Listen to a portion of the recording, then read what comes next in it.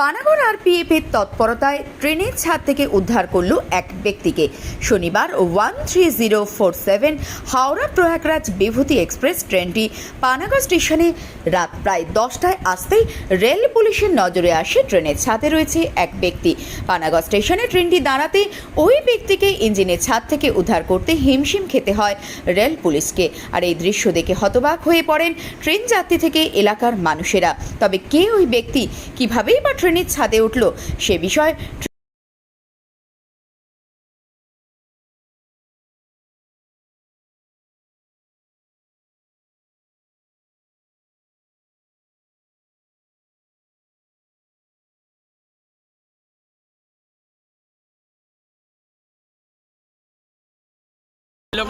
এই লোকটাকে হাওড়া থেকেই দেখেছি। আচ্ছা, আমরা হাওড়া থেকেই দেখেছি। হ্যাঁ, ভেতরে ছিল। হ্যাঁ, যেই বর্ধমানে ঢুকছে, হ্যাঁ, তেমনি আমরা গেটের সামনে গেটটা লাগিয়ে দাঁড়িয়ে আছি। আচ্ছা আচ্ছা, 4-5 জন আমরা দাঁড়িয়ে আছি। হ্যাঁ, দিয়ে ও বললো যে আমি গেটটা খুলবো। আমি ভাই গেটটা খুলো না, ঠান্ডা হাওয়া আসছে। আচ্ছা, আমি অতটা বুঝতে পারি না যে ও নেশা করে আছে কি এমনি। হ্যাঁ, হ্যাঁ, হ্যাঁ, তারপর যে মুখের সামনে মুখটা গেল, হ্যাঁ, ডে নাইটের গন্ধ।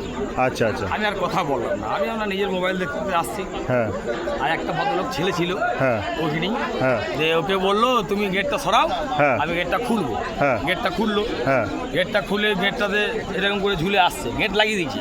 বর্ধমান রানিং অবস্থায়? হ্যাঁ, রানিং আচ্ছা, অবস্থায় গেট লাগিয়ে দিয়েছে। হ্যাঁ, আর বাইরে বাইরে ঝুলে আসছে? বাইরে ঝুলে আসছে। আচ্ছা, আমি তো ভয় পেয়ে গেছি। হ্যাঁ, যা স্যার একদম মরে যাবে। হুম, গেটটাও ভয় খুলতে পারছি না। হুম, তারপরে একজন টর্চ মারলো, একজন ছিল বগিতে। আচ্ছা আচ্ছা, টর্চ মেরে দেখলো যে আছে কি না। আচ্ছা, হ্যাঁ আছে।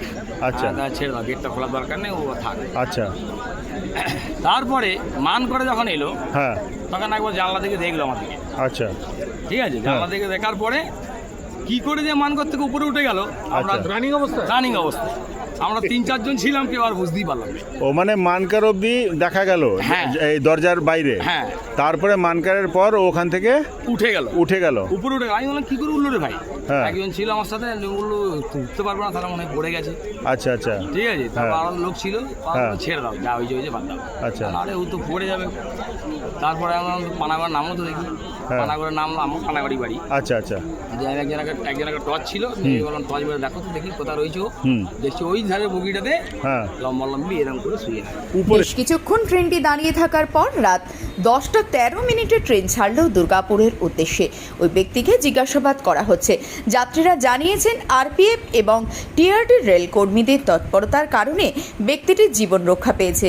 অন্যথায় উচ্চ ভোল্টেজ বৈদ্যুতিক তারের সংস্পর্শে এসে ব্যক্তিটির প্রাণ হারাতে পারত। পানাগড় থেকে নিজস্ব প্রতিবেদন, সারা বাংলা দর্পণ।